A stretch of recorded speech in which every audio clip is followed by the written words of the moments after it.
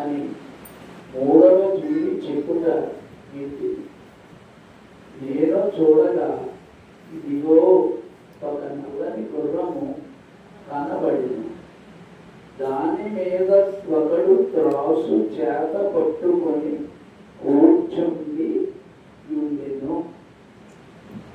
మరియు జ్ఞానారమునకు ఒక సేరు గోధుమలనియు జ్ఞానారమునకు 3 సేర్ల ఎవలనియు నూనెను ద్రాక్షారసమును వాడు చేయవద్దనియు ఆ 4 జీవుల మధ్య ఒక స్వరము పలికినట్టు నాకు వినబడిను. కృపమైన నాకు మాకు ఈ వాక్యాన్ని అభిషేకంతో దేవా తెరవండి, మా కళ్ళు మూసి మా హృదయం తెరిచి అయ్యా సాయం చేయండి. వందనాలు ప్రభువా. అభిషేకంతో నీ పలకబడిన వాక్యాలను విధించుండగా సహాయం చేయండి ప్రభు అయిన యేసుక్రీస్తు నామములో ఆమేన్. చదవబడిన వాక్యానికి దేవుడు ఆశీస్సులతో చేయదాకా ఇంచుమించుగా నెల 15 రోజులు ఒక్కొక్క ముద్ర మనము మొదటిగా తెల్లని గుర్రము మీద మనము ధ్యానించాము. ఇప్పుడు తెల్లని గుర్రాన్ని తీసి రెండవదిగా ఎర్రని గుర్రము ఎక్కడెత్తనం. ఈ గుర్రము మీద స్వారీ చేసేటటువంటి వ్యక్తి మోసగాడు. కానీ దేవుని తెల్లని గుర్రము ఎక్కి నిజమైన దేవుని కార్యము వలె మనకు కనుపరచకొనుచు వాడు క్రైస్తవ సంఘములన్నింటికి ఏం చేస్తున్నాడు? సవారీ చేస్తున్నాడు. జయించుటకు అని మొదటి ముద్రలో మనము కనుగొన్నాము. మొదటి ముద్రలో ఒక్కొక్క ముద్రలోనూ ఒక్కొక్క జీవి వస్తున్నారు. ప్రియులారా, ఆ జీవులు మధ్య యోగాన్ గారు ఉన్నప్పుడు ఒక్కొక్క జీవి వచ్చి చూడుమో అని చెప్తారు. ఆ ఒక్కొక్క జీవి మొదటి గుర్రానికి అనగా తెల్లని గుర్రము మీద వెళ్ళుచున్నవాడు వెళ్ళుచున్నప్పుడు మొట్టమొదటి జీవి ఎవరు? సింహము వంటిది.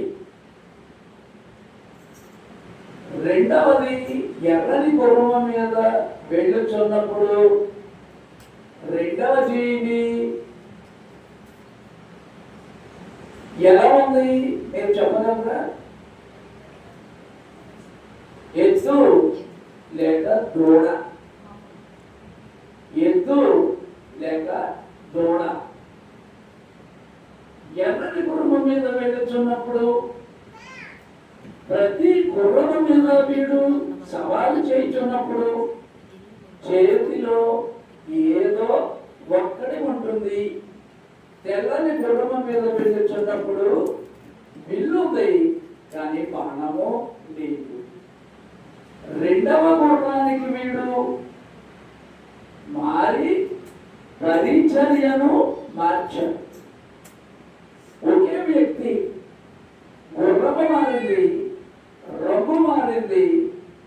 ఎరుపు రంగు గుర్రము మీదకు వచ్చినప్పుడు చేతిలో ఒక ఖడ్గము ఇవ్వబడి ఉన్నది. ప్రియులారా, ఖడ్గం అంటే మనుషులను చంపేదని మనకి తెలుసు. మనుషులను చంపే ఖడ్గము ఎంత పని చేసిందో. ఎందుకంటే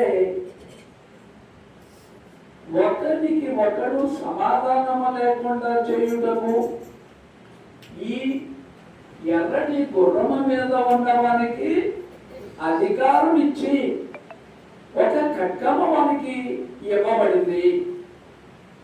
ప్రియులారా, వాడు అనేక మందిని మిలియన్ అంటే 10 లక్షలు, మిలియన్ల మందిని దేవుని యొక్క బిడ్డలను వాడు చంపాడు. అందుచేత ఆ చంపినప్పుడు ఏం కారుతుంది? మనిషిని రక్తం కారుతుంది. కాబట్టి గుర్రము మీద వెళ్తున్నటువంటి వాని గుర్రము కూడా ఎర్రటి రంగులో ఉన్నటువంటి కారణము అదే. రెండవ సంఘకాలము రెండవ ముద్ర, మొదటి సంఘకాలము మొదటి ముద్ర. ప్రియులారా, మొదటి జీవి శివకము వంటిది. రెండవ గుర్రానికి వచ్చినప్పుడు ఎద్దు లేక దూడ. ఇప్పుడు మనము ఎర్రటి గుర్రమును దూకి మళ్ళీ దేని మీదకి వచ్చాడు? నల్లని గుర్రము మీద ఎక్కాడు వాడు. ఈ రోజు దేవుని దయ వలన ఒక్కొక్కటి కూడా నెల 15 రోజులు లేక దగ్గర 2 నెలలు. ఇప్పుడు మనం మొదటి 3 నెలలు అయింది, మొదటి గుర్రం అయింది. వాడు గుర్రం మారుస్తున్నాడు, రంగు మారుస్తున్నాడు, కానీ మనిషి ఒక్కడే.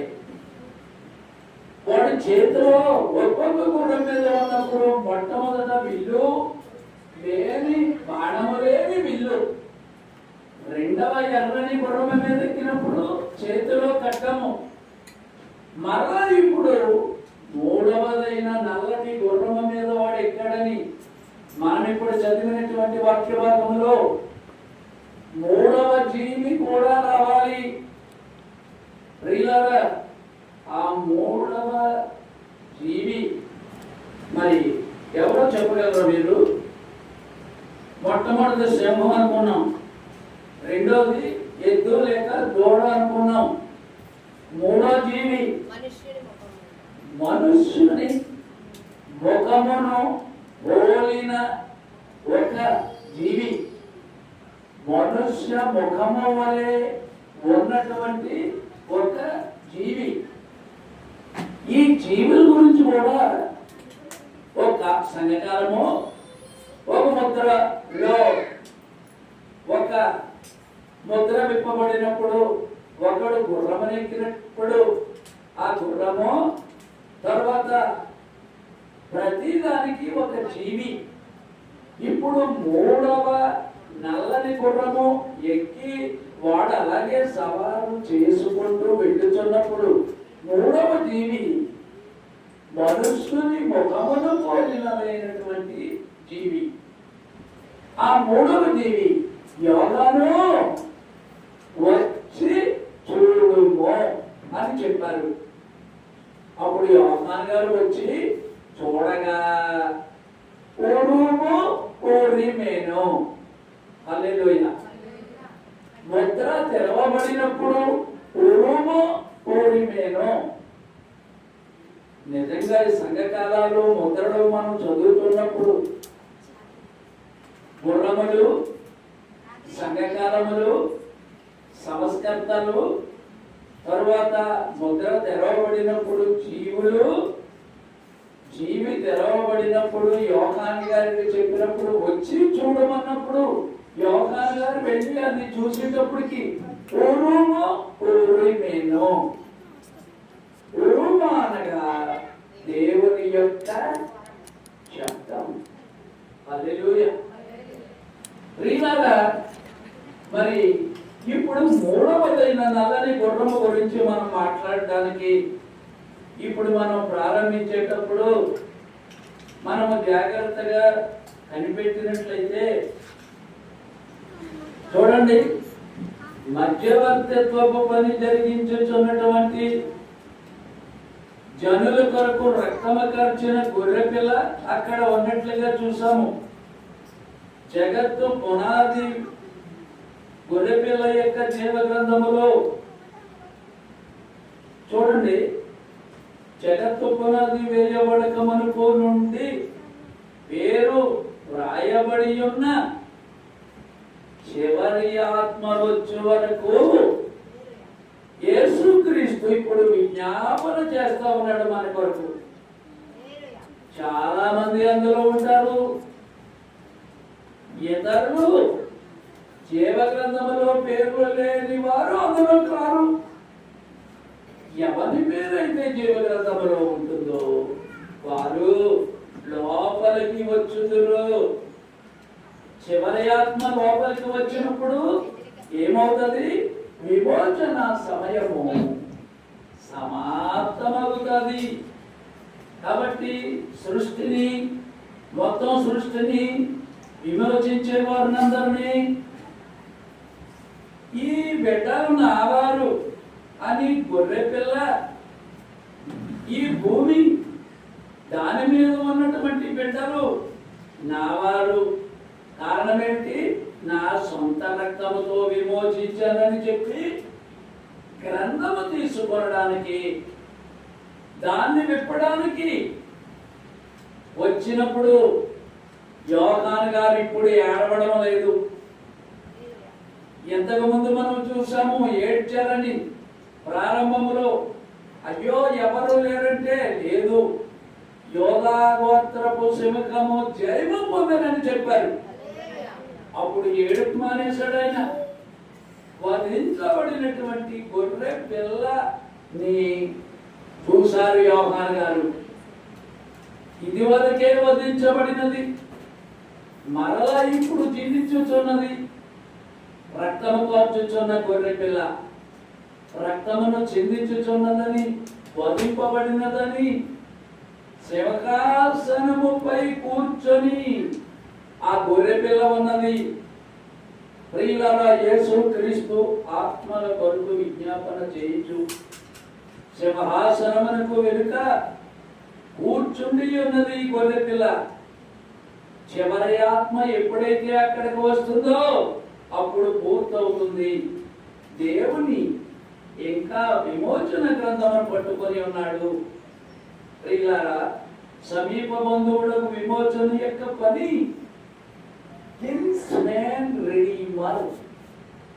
మన రక్త సంబంధి విమోచకుడు ఎవరైనా ప్రభువైన యేసు క్రీస్తు.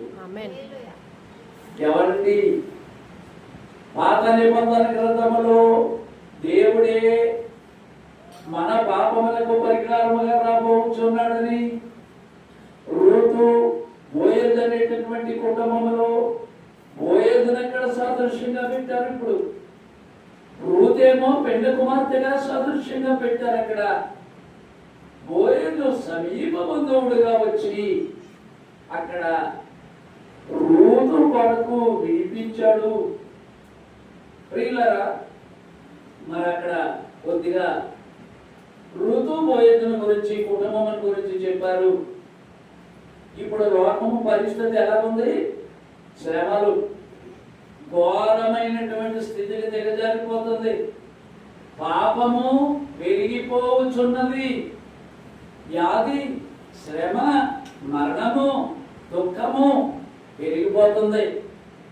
భక్తి లేని స్త్రీ పురుషులు చనిపోతున్నారు. క్యాన్సర్ మొదలైనటువంటివి వచ్చి మనుషుల్ని చంపి తినేస్తుంది. దానిని ఆపగలిగిన విశ్వాసంను, దానిని నివారింప శక్తిగా శక్తిని పొందలేకపోతున్నాం మనం. హల్లెలూయా. కాబట్టి మనకి మధ్యవర్తిత్వం చేసే ప్రభు అయిన యేసు క్రీస్తు ఉన్నాడు. ఆయన విజ్ఞాపన చేస్తున్నాడు. ఆయన తండ్రి అయిన చేతిలో నుండి గ్రంథమును తీసుకున్నాడు. ఆ గ్రంథములో క్రీస్తు రక్తము చేత కడగబడిన వారి పేర్లు జీవ గ్రంథములో ఉన్నాయి. హల్లెలూయా. యోగాను పరలోకములో ఉన్న సమస్తము ధ్వనిపీఠం కింద ఉన్నటువంటి ఆత్మలు ఏం చేస్తున్నారు? స్తుతి స్తుతి, హల్లెలూయా హల్లెలూయా అని కేకలు వేయడం ప్రారంభించారు. ప్రియులారా, చూడండి ఎలాగ ఆనందించారు. సాష్టాంగపడి పెద్దలు, పరిశుద్ధులు మనం చేసే ప్రార్థనలు ఇలాగా ఉంచుతున్నారట. బలిపీఠుల కింద ఉన్న ఆత్మలు కేకలు వేస్తున్నారు. ఏమని? గొర్రెపిల్ల, నీవు యోగ్యుడవు. ఎందుకంటే దేవునికై మమ్ములను నీవు విమోచించారండి. రాజులు యాజకులుగా జీవించుటకు మరలా భూమి మీదకి వెళ్ళబోతున్నాము. యోహాను గారు ఏం చేశారు అక్కడ? పరలోకములోనున్న సమస్తము, భూమి క్రిందనున్న సమస్తము. ఏమండి అక్కడ సమస్తము అని ఉంది. కొంతమంది కాదు, ఏం చేస్తున్నారు? దేవుడికి స్తోత్రము చెప్తున్నారు. హల్లెలూయా. యోహాను తన యొక్క పేరును ఆ జీవ గ్రంథములో చూశాడు, కనుగొన్నాడు.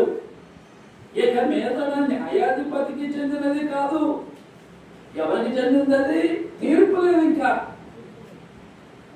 ఉచితముగా పరిశుద్ధమైనటువంటి రక్తము చేత విమోచించినటువంటి విమోచకునికి మనము చెంది ఉన్నాము. విమోచన గ్రంథమును తీసుకొనుటకు ప్రభు అయిన యేసు క్రీస్తు యోగ్యుడు. ఇక న్యాయాధిపతి దగ్గరికి తీర్పుకి వెళ్ళక్కర్లేదండి. విమోచన కార్యము 2000 సంవత్సరముల క్రితము యేసు క్రీస్తు యొక్క రక్తము ప్రతి పాపము నుండి మనలను కడిగి శుద్ధీకరించినది.